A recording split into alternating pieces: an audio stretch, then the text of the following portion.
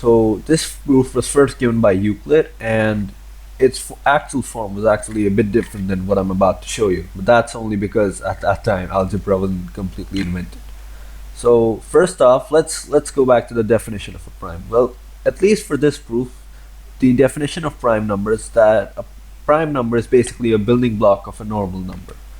And what I mean by that is if you have any number, let's say 5, I can write it as the multiple of 2 primes, like 5 times 1. If I have 6, I can write it again, the multiple of 2 primes, 2 times 3.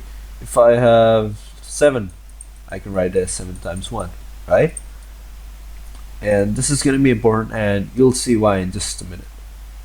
So first off, we have to prove that there's an infinite number of primes. Let's assume the opposite. Let's assume that there's a finite number of primes. So we have over here a list P1, P2, P3, all the way till PL, where PL is the last prime number.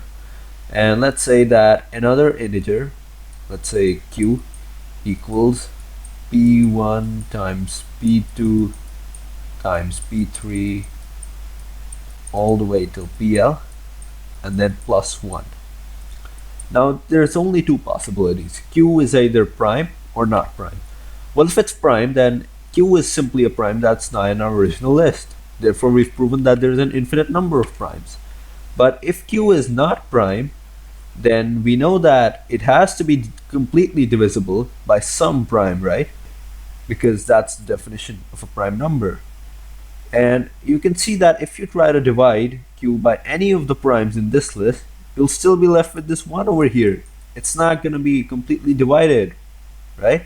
So therefore, we've proven that this list will always be incomplete, and there are therefore an infinite number of primes.